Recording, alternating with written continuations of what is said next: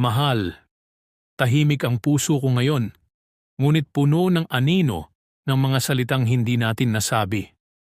Ramdam ko kung paanong unti-unting kumukupas ang liwanag, hindi dahil nawala ang pagmamahal, kundi dahil natabunan ito ng mga takot at sugat na hindi natin hinarap.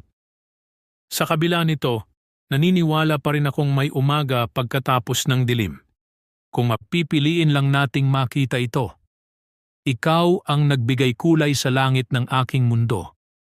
Sa bawat sandaling kasama ka, natutunan kong muling mabuhay, muling magmahal. Ang pagmamahal ko sa iyo ay hindi basta nawawala. Ito'y nananatili, tahimik man o hindi masambit. Sa gitna ng gabi, pinanghahawakan ko ang paniniwalang ang pag-ibig ay marunong maghanap ng daan pabalik sa atin. Paulit-ulit kong tinatanong ang sarili ko. Paano kung ngayon na? Paano kung ito na ang araw na hinuhubog mo ako sa kung sino talaga ako dapat maging?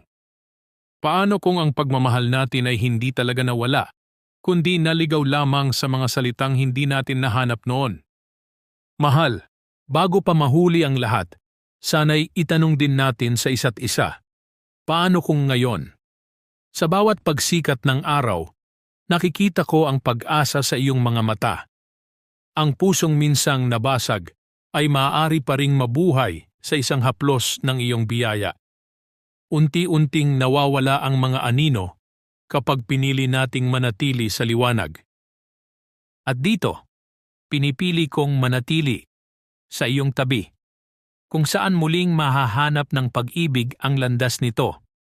Ngayon na narito tayo, ngayon na malayo na ang ating narating, kapit lang. Wala nang dapat ikatakot dahil narito ako. Hindi aalis, hindi bibitaw. Sa buong buhay ko, pinipili kitang mahalin. Mahal, bago pa mahuli ang lahat. Paano kung ngayon? Lubos na nagmamahal. Ako,